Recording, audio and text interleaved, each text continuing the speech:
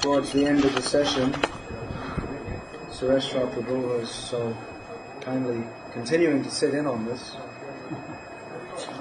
was requesting me to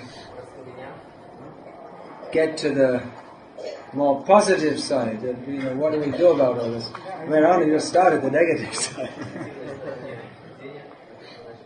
Of course, it's true. If we look for faults, we can find many. And usually, this is what I say to devotees when they come and tell me this problem, that problem. Definitely, there are faults. If you look, you can find. Again, you always have to look to see the good thing. Again, I have to state it because it can sound pretty dismal when we're talking about some of the less palatable features of our movement. But again, I want to say that I'm trying to be realistic on the Madhyamadikari platform. That means not the realism of an Uttamadikari may seem to a hard-headed realist. It may seem to be a utopian kind of realism. Actually, that is realism. There's a vision of an Uttamadikari. But a Madhyamadikari has to see the world according to its own terms, so that he can preach within it. So, it is possible to become a total cynic or to become totally discouraged, but rather the aim of my holding this seminar is, I'm not trying to make, it's really not meant to have that effect, and if it is, I'm failing. But the point is that many people, many devotees, they start to see all these things around them, and then without having a philosophical vision of it, which I'm trying to give here, they become discouraged and discontented and upset and go away. So the whole thing is I'm trying to see without being see some of the realities. I think about myself that it could be said that I'm realistic, but at the same time not pessimistic. I'm also enthusiastic about the prospects of preaching Krishna consciousness all over the world and going on with it. So, like I said, anyone who's been in the movement all this time, you must have seen so many things and heard of so many things which are quite distant from the ideals of this movement. So I was saying that we have to be not only idealistic but pragmatic also. But actually, we have to remain idealistic. Unless we have faith that there is a higher ideal, then we just become existentialists. It's even on the material platform, hard-headed realists. They can become an existentialist, like this Kamur. Correct me if I got the pronunciation. Kamur was it? He saw the world and he saw it's just absurd. There's nothing good in it. And the only question left in life is whether to die now by committing suicide or just wait for it to happen to you sooner or later. That's what happens if you look at the world in a realistic manner without having a higher ideal. That's why psychologists, they say it's good to be religious. Just so you can cope with the world. It helps you to cope with the world. They don't believe in God, but they just say it's good to have an abstract idea of some higher ideal. But our movement is supposed to be philosophical. It's not that we imagine God, but rather we understand that there must be God, and unless there is God, unless the ultimate principle of everything is good, then Kamur is right. You might as well just cut your throat now. But according to the Vedic Shastras, or drive yourself over a cliff, or whatever you want to do. There are so many ways. You can get books on various methods of how to commit suicide. So, but according to the Vedic scriptures, you become a ghost. So there's no value in doing that. So we remain idealists. But an idealist should also be a pragmatist. You see, Prabhupada, there's so many things that can be said about Prabhupada. He was absolutely an idealist. He had full faith in the holy names of Krishna that no one else had.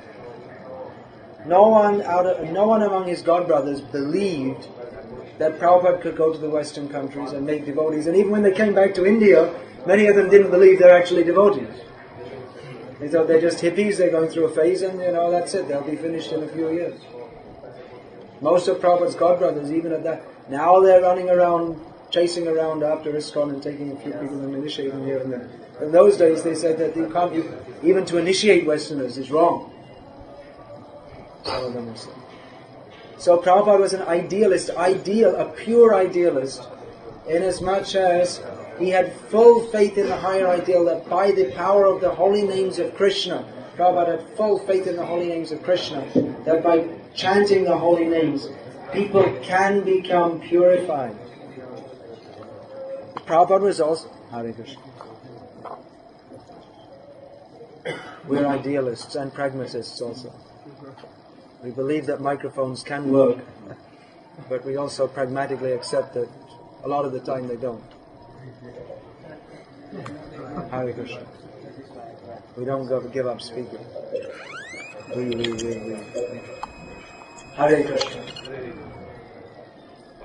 But Prabhupada was absolute. Another reason why Prabhupada was able to be successful, but he had full faith in the ideal, but actually Prabhupada's faith in the ideal translated into his pragmatism, that Krishna blessed him with the pragmatism to spread Krishna consciousness all over the world.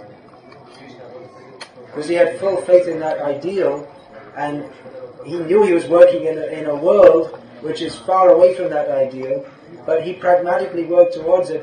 Why would he even try? Because he had faith that everything is possible by the grace of Krishna. That Prabhupada's wonderful transcendental mixture of idealism and pragmatism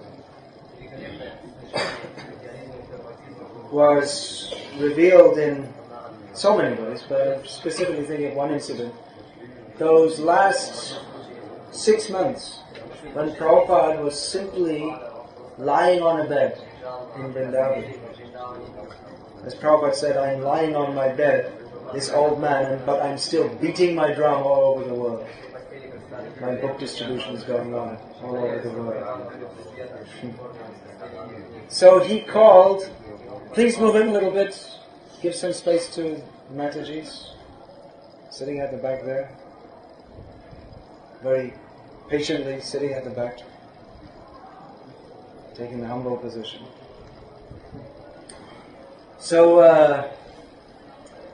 Prabhupada called Giriraj Maharaj, who's brahmacharya, and he actually took sannyas after Prabhupada departed. Although he was practically considered among the sannyasis at that time also. He was one of Prabhupada's confidential devotees.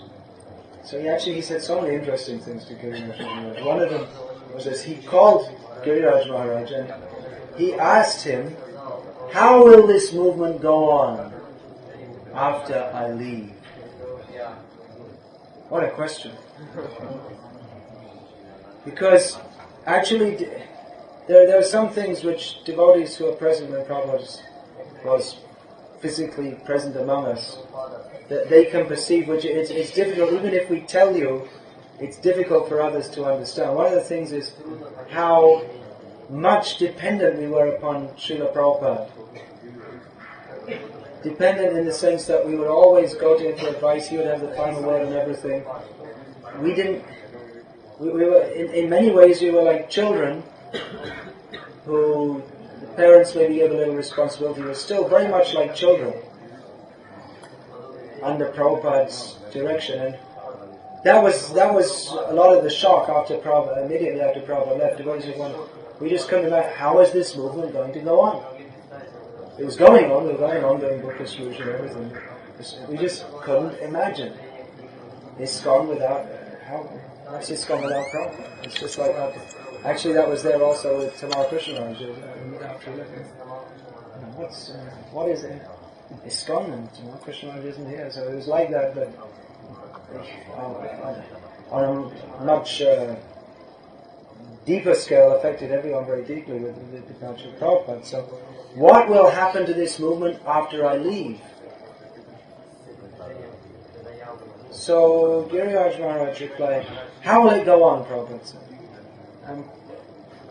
Giriraj Maharaj said that, well, it depends on the devotee's sincerity. That's a good reply, isn't it? Depends on the devotee's sincerity. Prabhupada said, sincerity, yes. And intelligence also. So idealism and pragmatism. And in those days he was also going over the bank accounts with Giriraj Maharaj.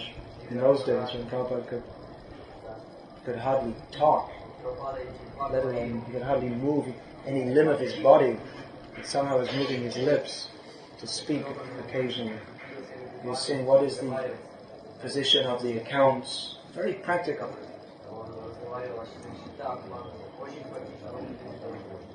So, devotees who are in touch with Prabhupada, they retain the ideal of this movement.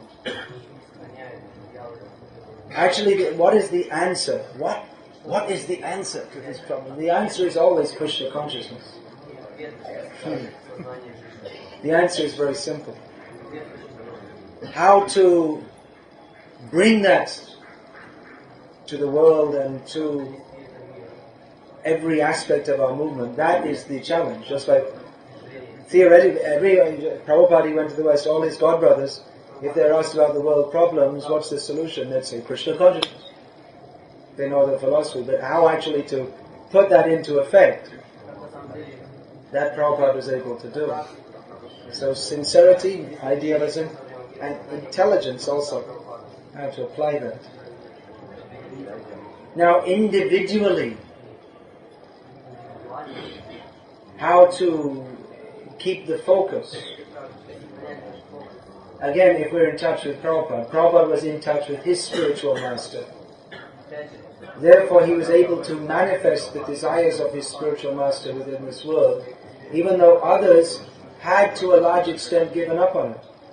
I've been doing a lot of research on Srila Bhaktisiddhanta Saraswati Thakur, writing a book about His Divine Grace. And you'll find from his writings that, and not only his writings, the writings of his disciples at that time, there was a lot of talk. It was a regular topic about how the Krishna conscious movement is going to spread all over the world. It was a Bhaktisiddhanta Saraswati Thakur himself said that within a short time there will be 50 lakhs, 5 million devotees all over the world.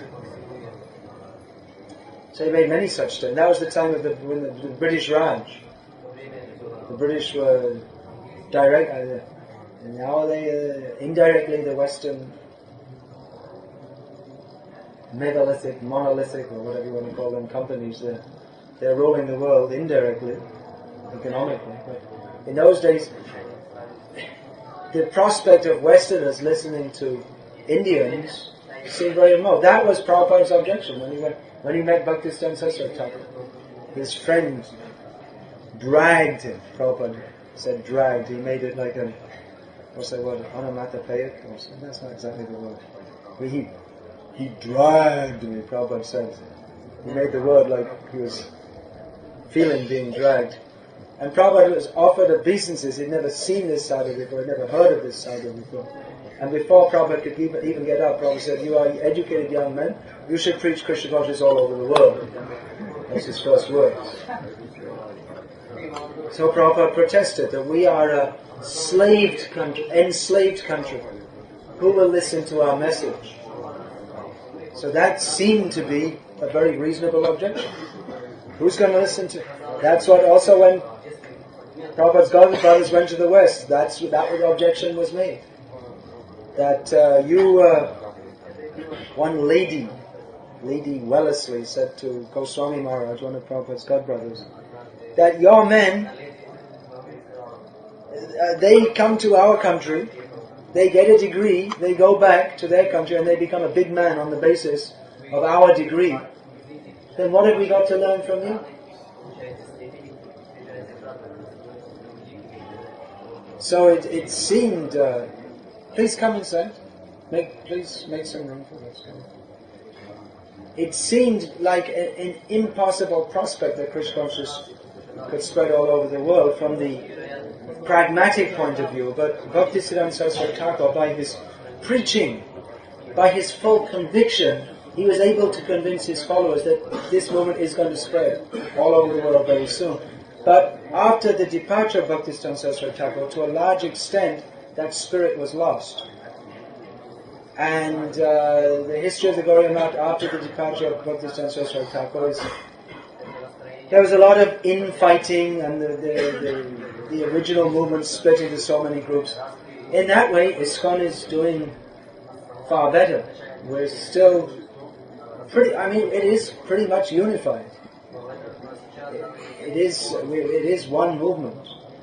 It has different flavors and different compartments, but it definitely the one of Prabhupada's instructions, that important instructions, that your love for me will be shown by how we cooperate to keep this room together after I depart.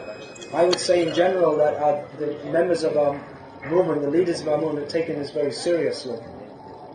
It could be said that in the name of unity, sometimes we've compromised to accommodate everybody. That could also be an objection. Unity, actually this was Kirtananda Maharaj's, when he went out on his own tangent. He said that purity is more important than unity. And he represented that I am pure, everyone else in ISKCON is united, but I am pure, so better you should follow me. But it was eventually found that even maybe he was pure, I don't know, but he wasn't able to maintain his purity because it seems that he didn't please Srila Prabhupada by his endeavor to go outside ISKCON and work separately. So Prabhupada Prabhupada has made it very clear that he wants us all to work together. And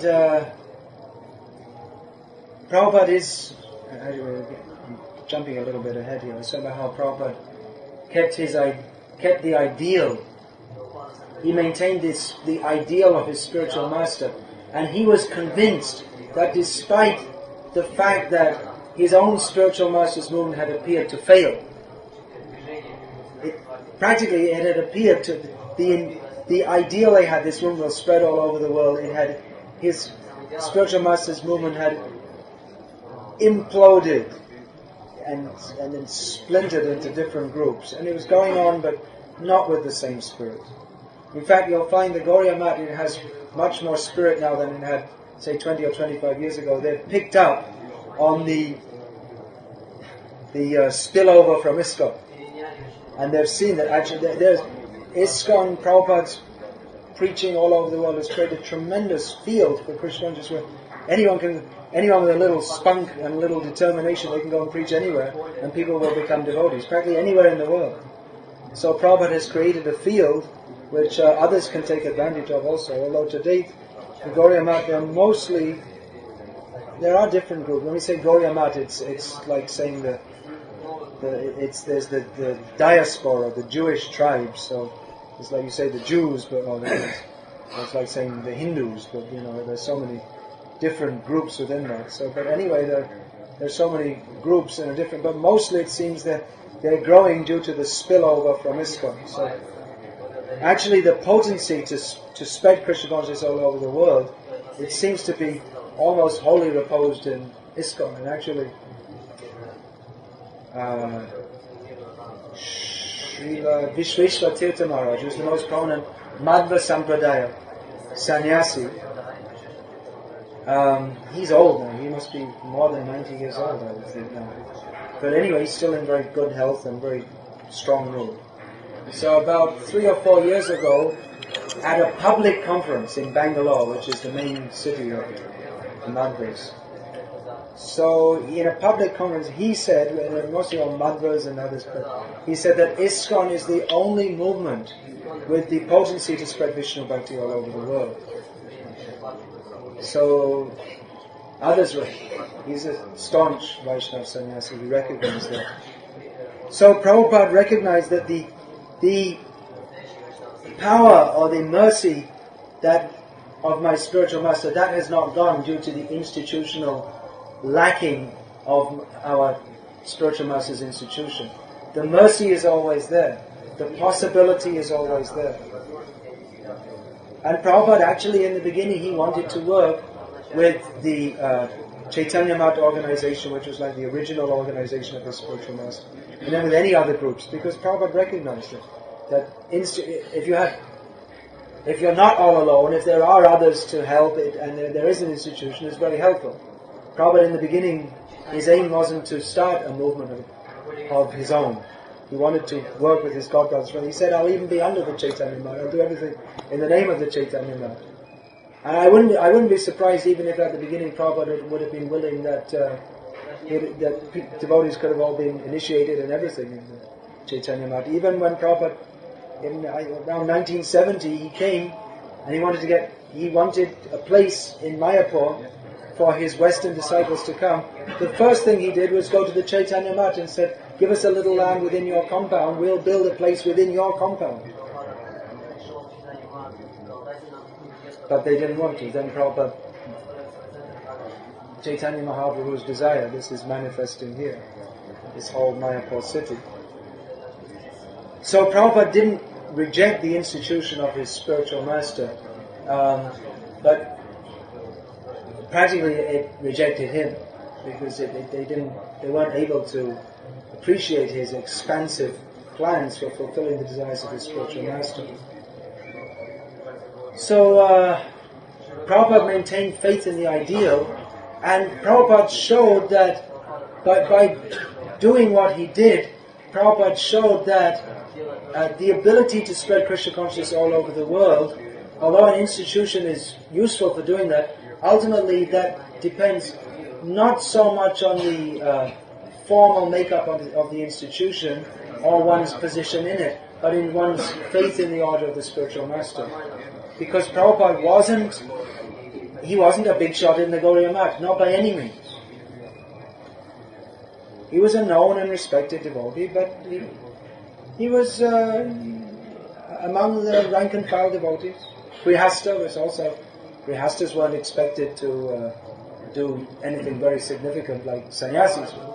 It's the same thing nowadays. Grihastas can preach as much, but still they're usually not, just the fact that they're not sannyasis, people say, they're just grihastas. Tend to think like that. But Prabhupada, of course, he'd taken sannyas by the time he went to the West, but he thought, he became old and he took sannyas. There's so many like that, so no one took him very seriously. He wasn't considered one of the big shots by any means. He was known and respected, but he was able to do what he did because he had firm faith that the principle that Bhaktisiddhanta Saraswati Thakur gave us, even though it appears to have been covered over by the clouds of the institutional discrepancies, it's never covered over, it's always there, it's always alive. Prabhupada once, he was asked, there was some discussion going on, and Prabhupada said that when I examine myself compared to my God brothers, so many of them, they were great sannyasis, many of them they had so much association with our spiritual master. Myself, I hardly met him more than a dozen times, Prabhupada said. Many of them were very austere, very renounced, whereas I was a householder. And Prabhupada, we could say in terms of like austerities, in terms of following Chaturmasya and eating and all these kind of things, that Prabhupada's godbrothers, many of them were, Prabhupada said, so they're more austere. Prabhupada liked nice food. As one of my god sisters, simple, elderly Indian lady said to me, she said, I used to cook for Prabhupada many times. He liked to eat nice food. So it's true. It's not that Prabhupada was a bogey, not that he was enjoying sense gratification, but he wasn't like Gorky Kishore Das Babaji Maharaj. He wasn't like that. His personality was, he gave his blood and his soul for spreading Krishna consciousness all over the world, but he didn't manifest a mood of extreme renunciation. So Prabhupada said, many of my godbrothers are more austere, more scholarly. Of course, we wouldn't agree, because we know Prabhupada's the greatest scholar. Scholar means he knew the Siddhanta of Krishna consciousness, was able to present it to others. But there may have been several of Prabhupada's godbrothers who maybe knew more shlokas than Prabhupada. Or maybe even in terms of quoting different passages from the Goswami's writings and explaining very fine points of the philosophy in great detail. Actually, that was one of Prabhupada's great gifts, that he was able to take the essence without getting into all the, a detail of a detail of a detail of a detail of a detail of a detail of a detail, and get hung up on that and try and discuss it in 50,000 different ways. But Prabhupada would just take the essence, you rascal, surrender to Krishna. And so in that way Prabhupada was the greatest philosopher. But anyway, I'm making it 3 or 4 words of Prabhupada. I'm now making it a detail of a detail of a detail of a detail. So Prabhupada said, when I see so many of my godbrothers so learned, so renowned, big sannyasis, had so much association, when I see myself, I wonder how this wonderful thing could have happened to me, referring to spreading Krishna consciousness all over the world. And Prabhupada said, when I look, I can see that there is only one cause for this, because among my godbrothers, I was the only one who had full faith in the words of our spiritual master. So that is the active principle in spiritual life. If we have full faith in the words of our spiritual master, which here, again, this could turn into a big theological discussion. But here I'm going to say spiritual master without negating the roles of our present spiritual masters in ISKCON, of whom I happen to be one of that condemned species. When we say full faith in the words of our spiritual master, then I'm going to say that should mean full faith in the words of Srila Prabhupada. Again, as I was saying the other day, that a spiritual master in our movement means a faithful follower of Srila Prabhupada. So Prabhupada's very special position is that he founded this Krishna conscious movement, and even though he taught the same philosophy as you'll find in any Gauriya Mata or whatever, but as Satsvarup Maharaj has nicely analyzed in his Prabhupada Nectar series, there's one section where he talked about Prabhupada's personal stamp on ISKCON.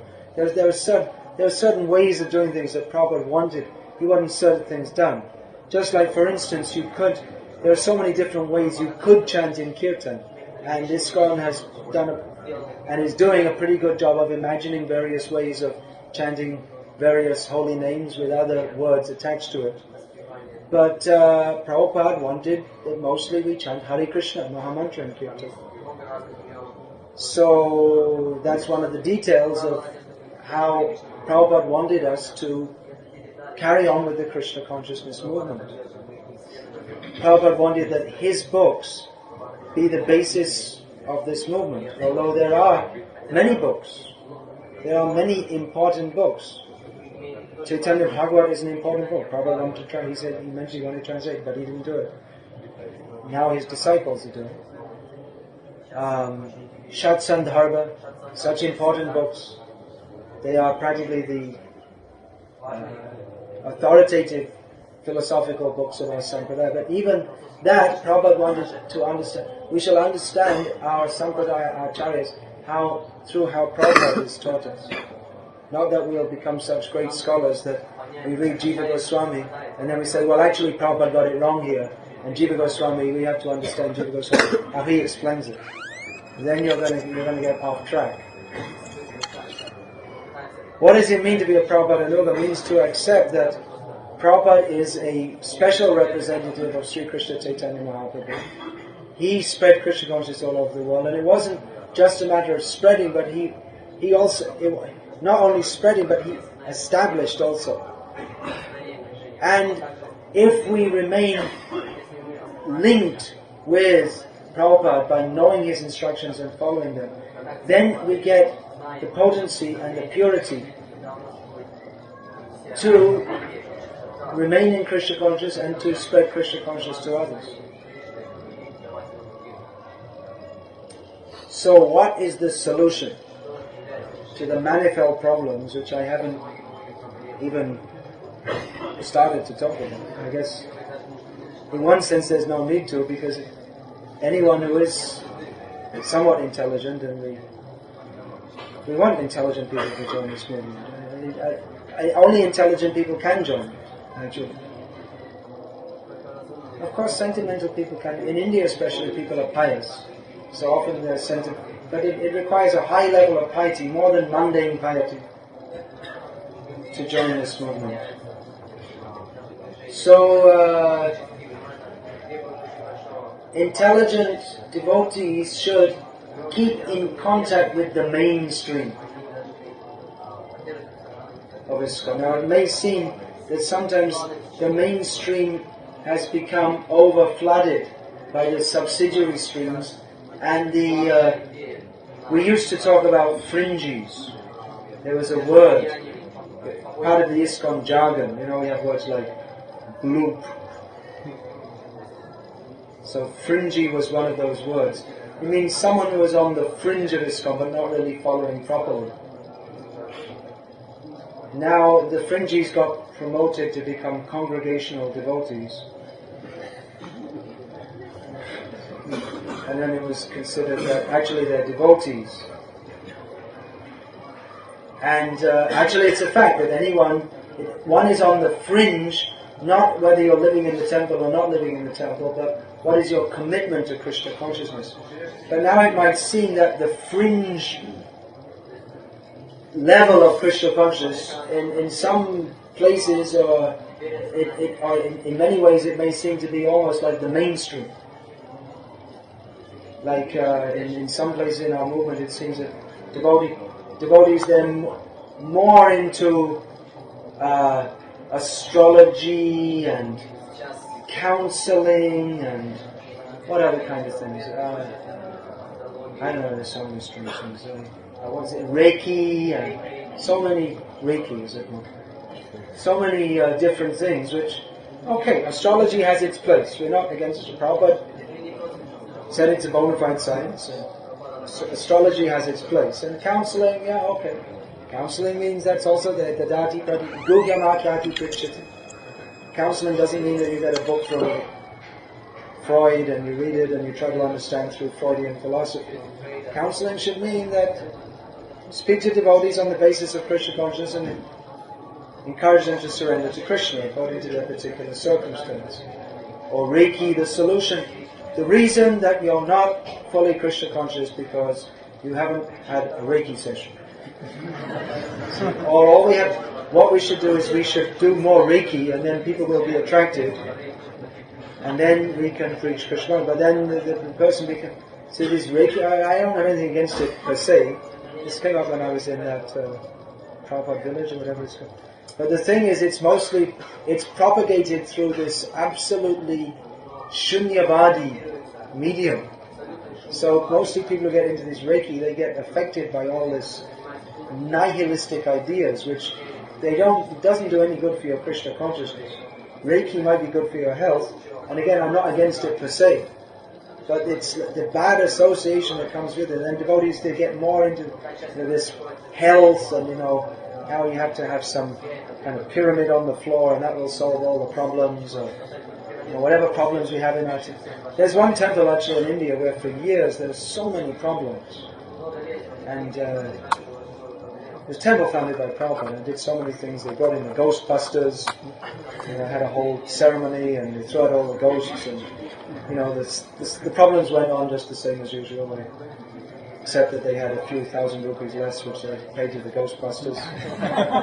But anyway, that wasn't much compared to what was getting looted out the back door. And devotees always fighting with each other, and then, this yagya and that yagya, and then eventually they got a decent temple president and everything went fine. So the real solution is Krishna consciousness. And there may be so many things on the side, and sometimes it may appear to come into the center.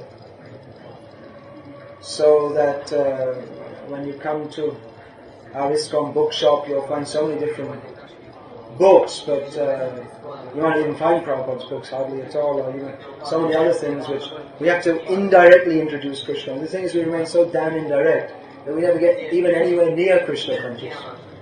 Just be a vegetarian, or protect the animals, be good, be nice. All the bogus yogis say that.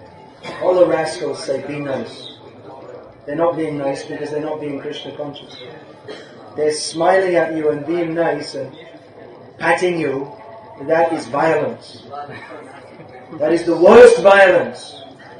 These people are worse than animal slaughterers. The people who pat you and say be nice, be good, smile at others, they are worse than animal slaughterers, because at least the animal slaughterers, they're demons. But the people who say be nice, be good, smile, be happy, and have a nice day and all this kind of thing, but don't teach you to surrender to Krishna, they're doing the worst violence, because they're making you think that you're being good and you're being religious. They're cheating you into thinking that you're spiritual when you're not at all. They're posing as spiritual guides. So without clear knowledge of Krishna consciousness, then everything is simply cheating. So we should, like I'm saying, how are we going to save ourselves from all this? Well, it seems pretty difficult. It could seem pretty difficult. There are actually at the present time various influences within our movement which are not, of course you could say it's my subjective opinion. If you like, you can say. I got the mic, so I'm saying. You chose to come and listen. So, anyway, in my subjective opinion, there are so many various influences which are not exactly to the point. Which people could say, it's also Krishna conscious. But we have to see the degree of Krishna consciousness also. We want at least I hope we want 100% Krishna consciousness. As long as you have 10% Krishna consciousness, or 50% Krishna consciousness, or 90%, or 99%. Actually, if you get up to 90%, that's pretty good, because it's pretty difficult to go back once you get that high. But if it's only 10%, then you could remain a Hindu forever. So, our aim and object is not to preach Hinduism, or to promote a new kind of worldwide Hinduism.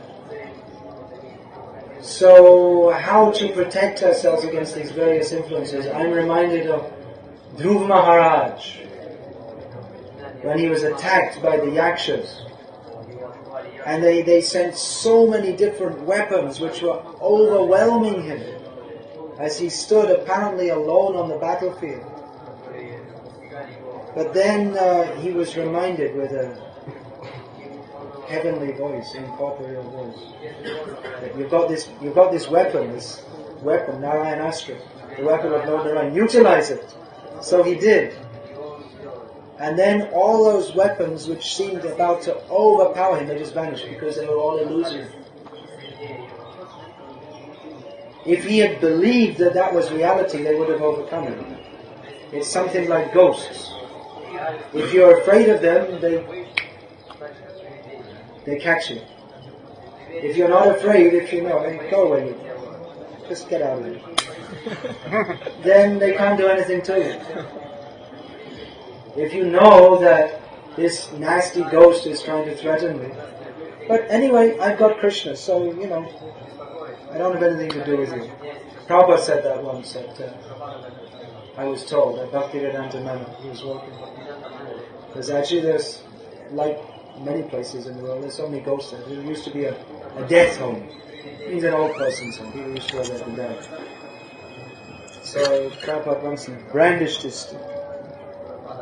Go. We don't have anything to do with ghosts. My godbrother told me this, circa 1976. So, if Dhruva Maharaj had taken that, if he had believed it was reality, then he would have been destroyed by those weapons. But then when he took shelter of Narayan, then he was able to dismiss them. So in the same way, the reality of Krishna consciousness, that is eternal. But the illusory effect of this material world, that is also eternal. But it doesn't affect those, it doesn't affect those who come out of this material, those who take shelter of Narayan.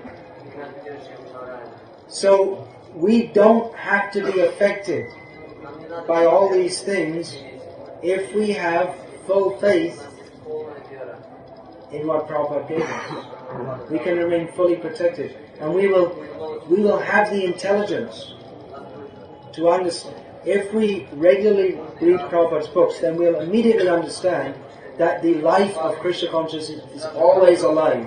Just you read everyday Prabhupada's books, and you'll immediately understand that whatever problems there are in the world, in our movement, in my mind, there are so many different spheres of problems.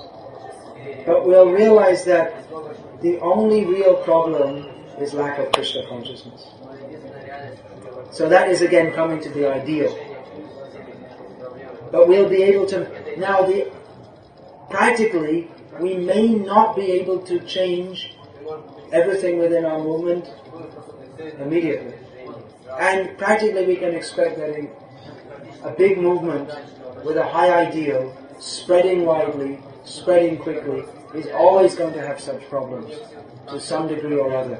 Personally, I'm saying I'm remaining confident and enthusiastic, but at the same time I'm surprised and somewhat dismayed at the degree to which our movement is not on the level of the ideal that it was. Even Krishna gets surprised at Maya sometimes. That's stated when his cowherd boyfriends entered the Aghasura. The Aghasura was sitting there with his mouth wide open. They said, "Hey, look, it's a big snake come to eat us up. Let's go and have some fun. Let's enter his mouth." And they entered, and Krishna moved. Maya's very powerful. How could they do it? Why would anyone enter a snake's mouth? Of course, that was also a symptom of their faith in Krishna. So, seeing all this, doing so many different things, I'm on the one hand dismayed, disappointed, on the other hand hopeful, when I see so many devotees who are not bewildered by so many different things. And of course this might sound very puffed up the way I'm talking, but it's almost like saying, I got it and everyone else didn't get it, but I don't want to project like that, but at the same time I can see that there are various compromises within our movement. There are many. We were talking yesterday about the GBC and this and that, but actually on the GBC there are different devotees. There are many devotees actually, I know because I speak to the GBC members, and there are certain members who, quite a few of them who are, and GBC and other leaders who are, they're also not very happy with so many different things, but at the same time they don't want to disturb the whole situation, and they're just within their own sphere. They're working to make things work according to the ideal that Prabhupada gave us. So we'll find that in different places the movement is going on in different ways. A lot depends on leaders, actually, on the mood they set and the tenor they set. So I'm saying problems how to overcome. Well, retain faith and keep association.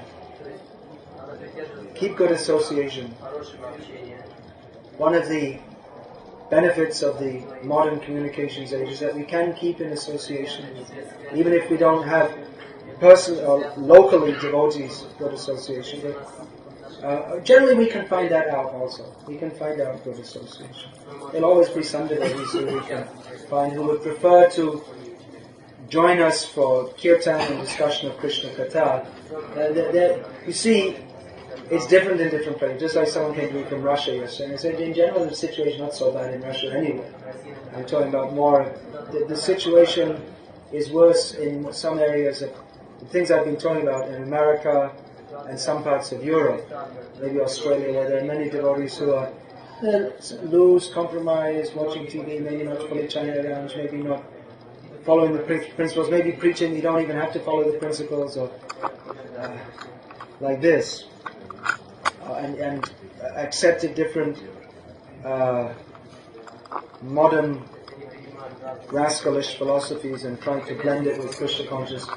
And then here in India, where our movement is very, actually in many ways very vibrant, there's a whole different other set of problems. Because, here there's, where things are going on well, then there are men and money, and that can cause other types of problems. So I didn't even get into discussing that. So, but I just started talking about trying to find devotees who are interested to chant Hare Krishna and discussing about Krishna. I was seeing some Russian devotees, because actually in Russia you'll find probably everywhere there are devotees who are very eager to do like that. They're eager to hear and chant about Krishna. And in Dubai also, a lot of these things I'm talking about, you're staying in Dubai, you probably don't even know anything about it. You will come to know in the course of time anyway. But you won't find that there in Dubai. You'll just find that people are coming to Krishna consciousness. They want to do so because they're materially successful, but they want something more, and practically they don't have time to get into so many varieties of Maya, and they want to chant Hare Krishna, and even in Dubai, even though our movement is very different, we don't have a proper temple per se due to the situation, but it's at least I would say it's managerially, it's going on quite well. So, but there are other areas where you'll find that even most of the devotees, they'll maybe go to the Sunday feast, maybe not even every Sunday, but it's more like a social gathering, not a very strong mood of Krishna consciousness. So if you're in that kind of situation, well, you can find there must be some devotees who are interested to be more serious about Krishna consciousness. You can set a good example. If no one likes to clean the temple, which is quite common, you can go and do it. You can try and set a better example. Now we come to the topic, Sureshwar Prabhu's topic. What to do, how to cope with the situation. So one thing is to keep faith in the ideal. Don't become overwhelmed, because then you lose everything. You lose your Krishna. What's the use? I'm so realistic, this is wrong, that's wrong, then you think, Krishna consciousness is wrong. But we may think, well, it's right, but it's impossible to attain. Which also means that we don't have faith in Krishna. If we don't think that we can attain Krishna consciousness. So keeping faith in the ideal by keeping in contact with Prabhupada, by studying his books, and following his instructions the best we can. Good association is very important. Keeping good association. And also not to become overly critical of those who we may perceive are not the kind of association we want to mix with very much. We should also keep good hope for them, and unless devotees sink down to the level of becoming offensive, in the compromise it can get down to the level of being actually offensive, and that has happened and is going on in our movement, I'm afraid to say, I mean, when I say in our movement, it's not like you become adopted as one of the principles of ISKCON, but it does go on, where there is actual offensiveness towards Krishna and towards Prabhupada. Certain things are said because people don't want to accept some of the things that Prabhupada say. They say, well, he only said like that because he was a 19th century Bengali, or he didn't really understand what he was talking about, and so we have to understand modern psychology and then we'll understand it better. These statements are offensive. That is called Gurushu Naramati. To consider the Acharya as an ordinary person influenced by the material energy. So if someone's offensive, then we shouldn't be. Then it becomes a mistake to be tolerant. One of the important principles that Rupa Goswami Prabhupada has described is that one should be very intolerant of offences towards Vaishnavas. So I believe that one of the reasons that these various problems are manifesting in ISKCON is because we haven't been strong enough to cut out this mood of allowing everyone to say whatever they like, even if they start to criticize Srila Prabhupada. That should be cut out. Whoever it is, however so-called big they may be, anyway they're going to become a mouse. They already are. They're on their way to being converted to a mouse. If they start to talk like that, even if they ever became a tiger, then they're going to become a mouse. So we should be very clear that this offensiveness towards Srila Prabhupada should not be tolerated. But devotees who are somewhat weak, or they maybe not be following very strictly, we should. If we think now I'm going to be very strict and then we become proud, then we also fall down. So we have to be very careful. So it's a matter of keeping good association and at the same time not being realistic and at the same time not being cynical or overly critical. It can be difficult to keep a balance. Maybe I've gone too far one way in this seminar. It's a tight line it's a tight rope. To go tight rope, this trapeze act.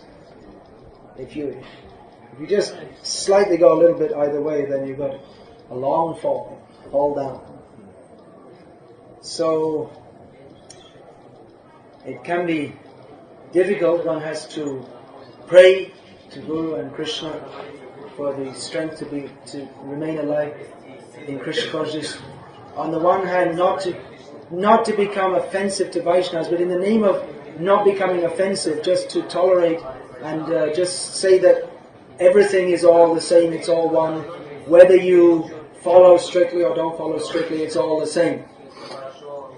This I see now. You see, previously our movement, there was a criticism it was too fanatical. That just like, for instance, when I joined this movement, the temple commander, who's actually now a GBC and the Guru, he had the policy of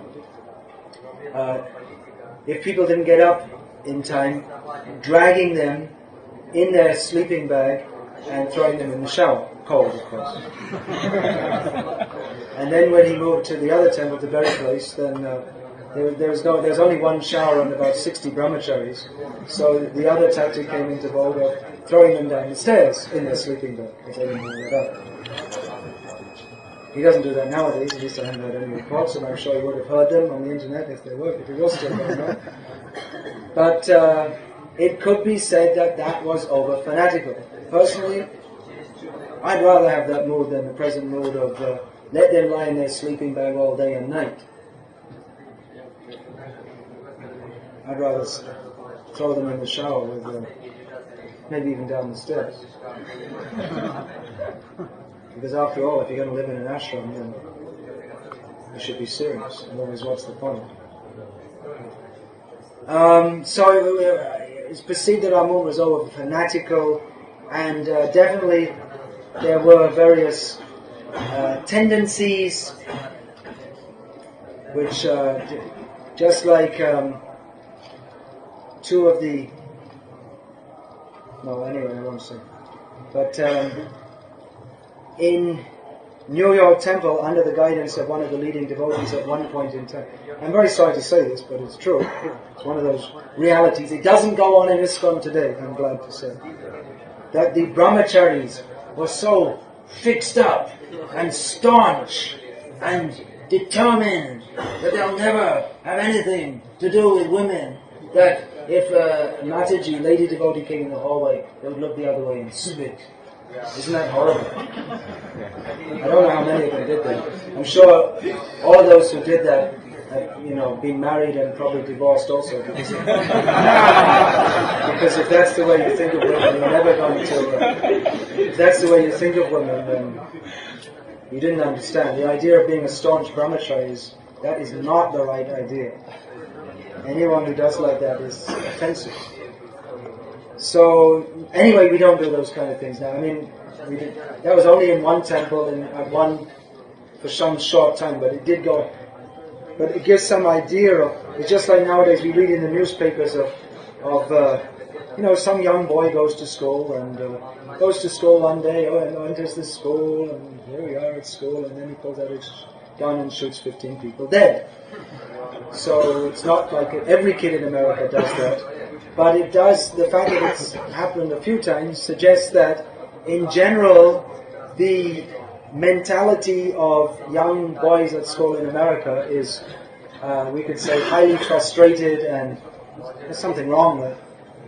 So in the same way, it's not that it was widespread, it was not that it was all over ISKCON. It was only in one temple, of course it was a big temple, and it was in New York, for a short time, that some of the brahmacharis were spitting in the presence of women. It came from this, you see, Prabhupada used to quote this verse, that Nishtivanamcha, whenever I think, this Yamunacharya Prabhupada used to quote, that whenever I think of sex with a woman, my lips curl with distaste and I spit at the thought. So they got it, they misunderstood. You're supposed to spit at your own lusty desires, at your own contamination, not at women. So they got it wrong. So anyway, it was going on for a short time in one place with a few people, but there was throughout our movement, at least what I knew of it, there was somewhat overly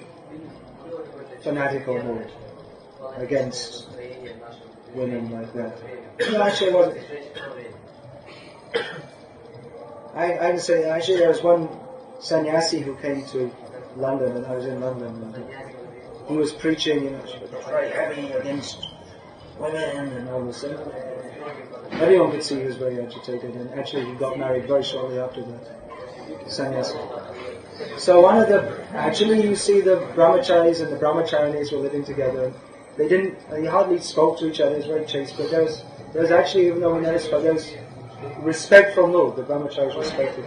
I don't know what they thought, how we thought, but we respected their serious devotees like that. So then one of the brahmacharis asked that, after one of his, heavy, fired-up classes, that shouldn't we respect women as our mothers? He said, you should think of them as tigers coming to suck your blood. And all the women, all the Mataji were sitting there in the class also. So there was the point I'm making here, getting diverted again, is that, we tended to be somewhat overly extreme in many ways. They're all demons. Well, it's true, but it doesn't. But it's anyone who's not in Krishna consciousness, they're a demon, yes, but there are categories also. Mostly people are misled, innocent and misled, according to Shastra. So now, at some point, our devotees recognize that we're being a little extreme here. We're a little bit out of sync with reality. So, all this absolute extremism that, all women are to be totally rejected, and we just like this, like some kind of Nazi movement or something like that. So, anyway. It was wild. So now we've realized, well, actually we should become more mature. And actually the fact that we're able to discuss all these things openly, I think that's also a sign that our movement's become more mature. But I also feel that maybe we've gone too far the other way also. Is that now we're so tolerant and open-minded that instead of like, in the past we made such distinctions, extremist kind of distinctions, that now we've taken it to the other extreme, that there's no proper distinction between how to properly practice Krishna consciousness or not. No proper social distinction here. I'm going to get shot probably, and it's dangerous to say this. No proper social distinction between men and women. We think it's all the same.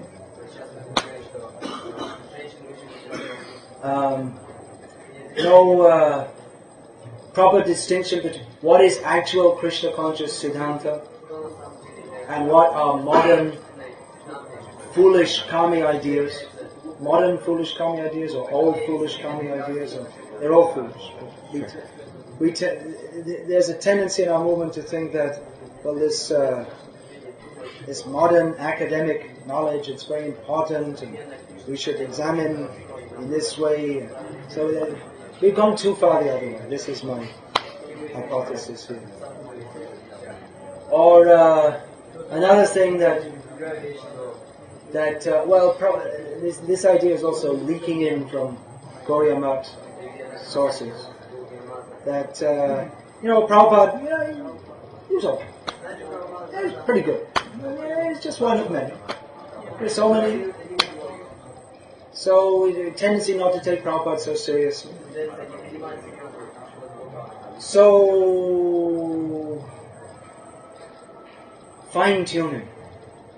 How to see clearly with firm faith in Guru, Sadhu and Shastra. And at the same time not be unintelligent or overly fanatical. Of course, what I'm saying is I am within our movement among certain persons. I personally am known as a fanatic, fundamentalist, dinosaur. There are various terms.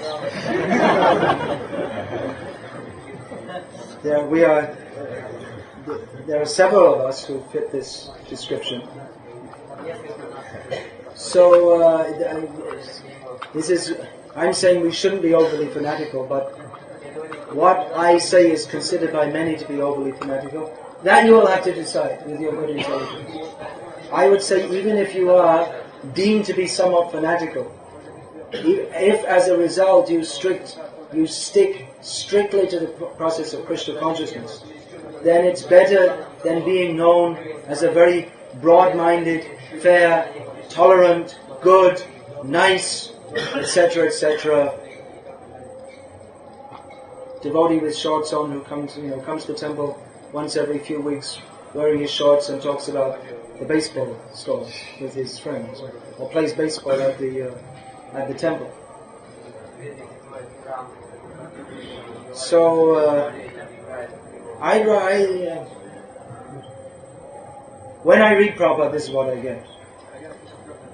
I don't get this wishy-washy, do whatever you like and it's all Krishna consciousness.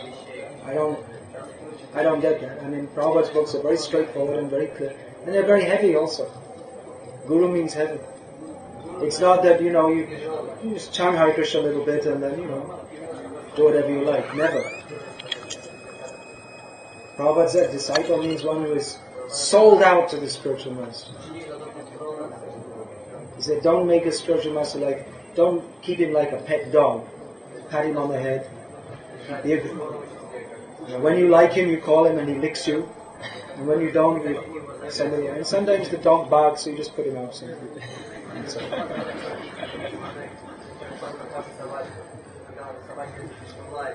So what were we saying? Keep faith in the ideal. Keep in contact with Prabhupada by reading his books. Keep good association. Now then, what to do?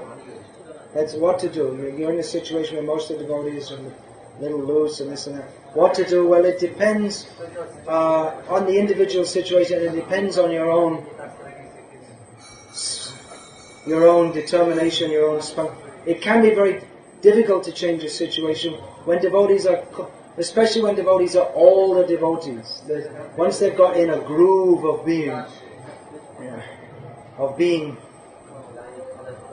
not very serious, it's very difficult to get them out of it. So, again, it depends very much on who you are. Just like if you're yourself a new in Krishna consciousness, not much you can do to change the situation in any given place. Even if you're older, it might be difficult. Or what to speak of the whole paradigm and the whole movement. My overall approach to all this is to keep faith in the ideal, keep association with those who are fellow dinosaurs, you could say. They're various species, kind of different shapes and sizes, dinosaurs. And also, my personal approach is to write books, which I'm restating what Prabhupada said, maybe taking different instructions of Prabhupada and putting them together. I wrote that book, Brahmacharya in Krishna Consciousness. I have to write the book, Family Life in Krishna Consciousness. It's a big job. Brahmacharya in Krishna Consciousness is a small book. Basically, chant Hare Krishna, be strict, follow and go back to God. Grihastha life in Krishna Consciousness is going to be a much bigger book. It's more complex. Family life is more complex because Brahmacharya life is just practically, it's on the spiritual platform. Brahme charity iti brahmacharya. That's the very definition of brahmacharya life. But householder life means the endeavor to be Krishna conscious in a situation which is, by its nature, it's compromised with the material energy. So it's more complex. So I'm writing books and then Vaishnava behavior, what is our culture, giving details of so many things, and hopefully that book's Hare Krishna. Anyway, it's coming. Krishna will. I'm sure Krishna wills it. So that's one aspect, to write books. Also, on my personal approach is to approach different leaders and on certain issues to try to get things done through the mechanisms which our movement has, which are actually very, very slow moving. It's very difficult to get anything done through the especially when something's gone wrong. It's actually very easy. It seems to be very easy. Maybe Maya works like that. It's very easy to introduce something which looks like Krishna consciousness but isn't. But to get it out again, once it's in, it's very difficult. Prabhupada actually wrote a letter. He said, you have to be very careful because once there's a leak in the boat, it's very difficult to mend it. He was talking about the institution, ISKCON. So it's very difficult to change things, but we have to keep on trying. Frankly, my non-violent method, anyway, personally I'm getting a little frustrated with it all, and I'm thinking of throwing a few hand grenades here and there, but let's see. In general, I don't recommend it because I've never been much in favor of the revolutionary process, because revolution tends to, like I said, when you throw a bomb, it's just like we know, they talk about the Big Bang theory. There's a Big Bang and then everything fell in place. But actually what happens with the Big Bang is that if there is anything in place, it all goes out of place. That's what happens with explosions. So it tends to fragment things. So in general, the idea to work within our movement and try to affect change without trying to blast the whole structure to pieces. Maybe instead of throwing a few bombs, we talk about slamming a few doors or making a little noise or something. But we don't. The thing is, we don't. At the same time, we have to be very careful not to undermine the authority structure, even if there may be problems with authority. And it's not always. One thing I want to say also, there's so many things to say, but we're talking about leaders, but actually everyone in Krishna consciousness is supposed to be a leader, especially those who have taken Brahman initiation. Everyone's responsible. Are we part of the problem or part of the solution? We're all part of the problem. We're all, if there are problems within our movement, we should all think that we're all part of the problem. So we should all work towards a solution in various ways. Of course, it may not be so easy for you as for me to, to say something to GBC members. It's easy for me to get access to them. That's also. So you can work. You have to see. It's very difficult to say so.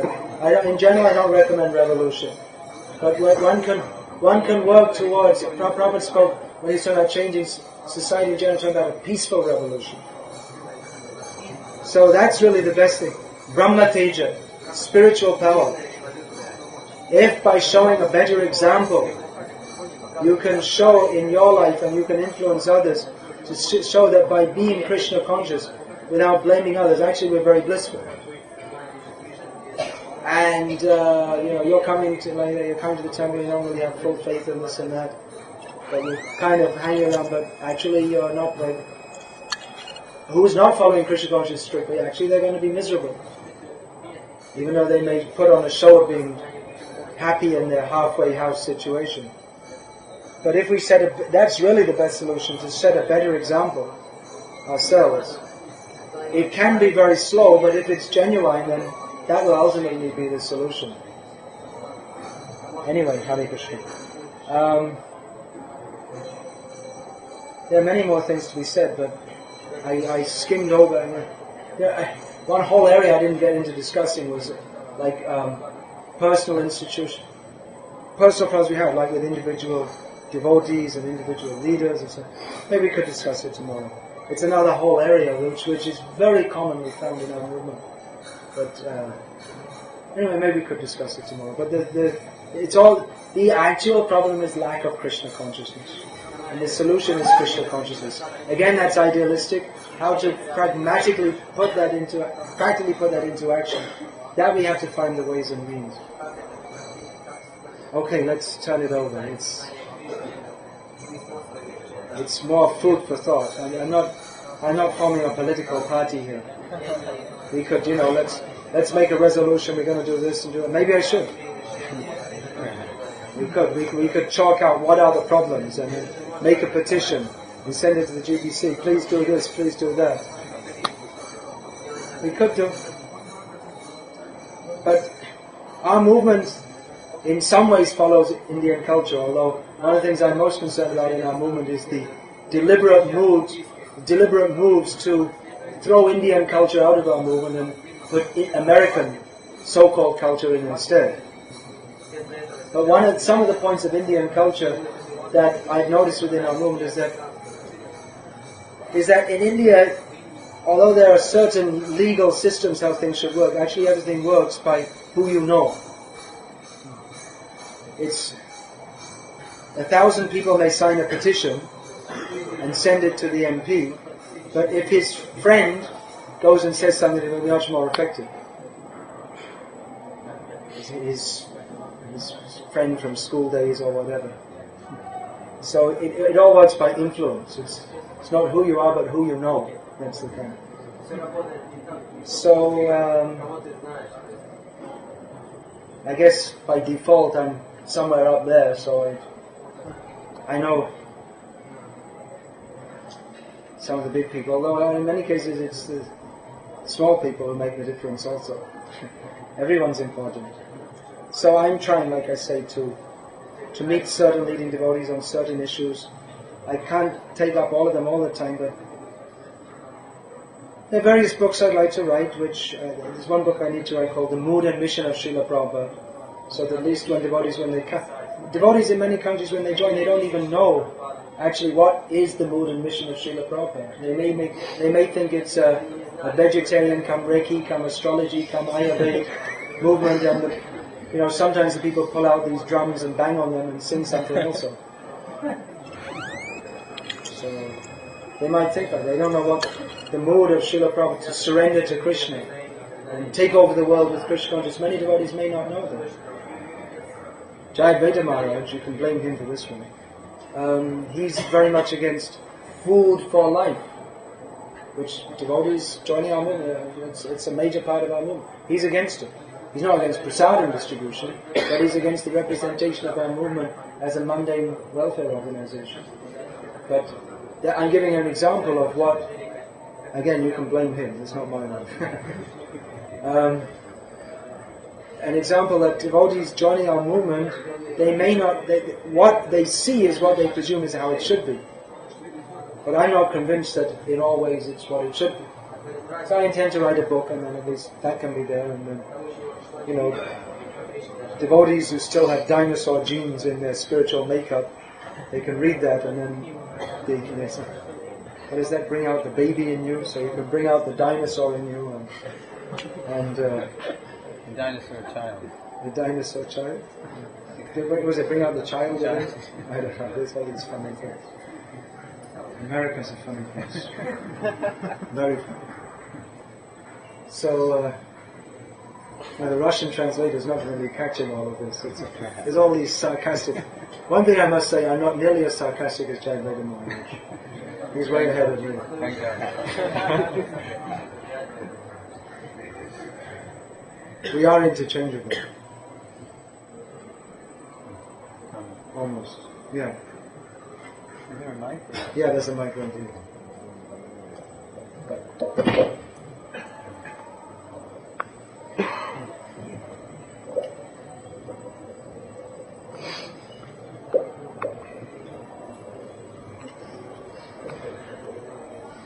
I want to thank Maharaj for putting me out of my misery at the very end of your talk, when you started to talk about showing a better example, being blissful, being better. And it reminded me of how ISKCON worked when Srila Prabhupada walked among us. We were willing to do anything for Srila Prabhupada because we wanted to be like him. He was better than anybody we ever heard, saw, imagined anything. And that's what it's all about. Just inspiring people by your life, your consciousness. So you hit it on the head at the end. Thank you. Sorry, but...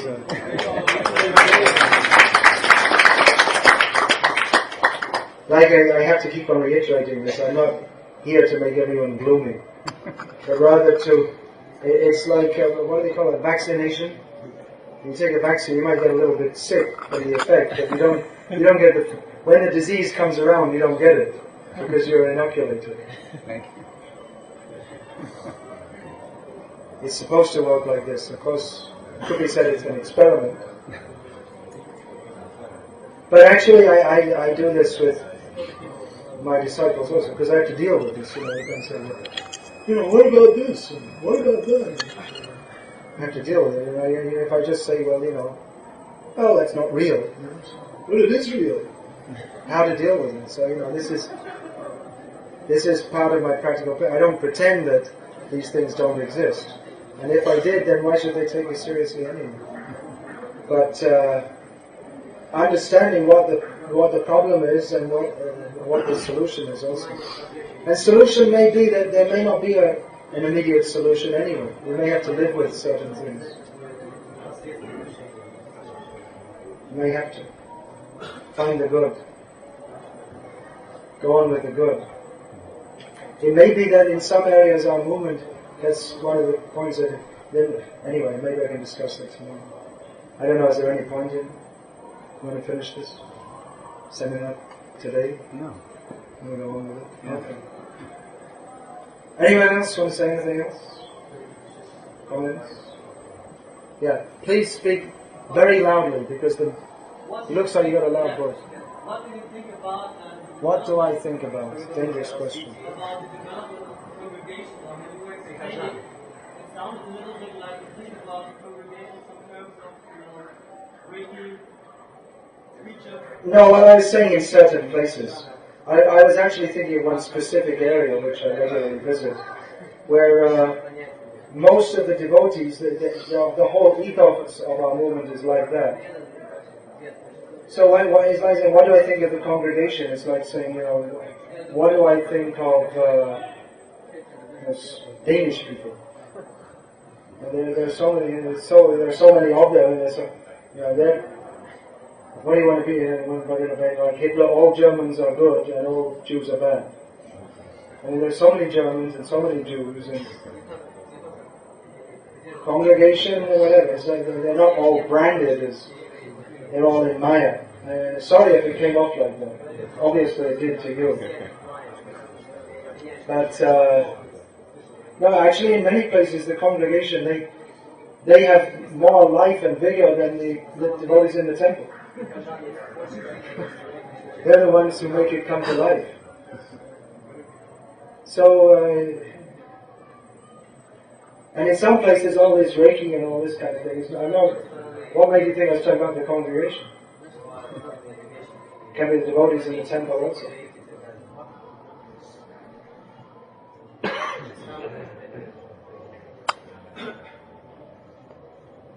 Okay, so we'll finish that, Hare Krishna. Srila Prabhupada ki jai.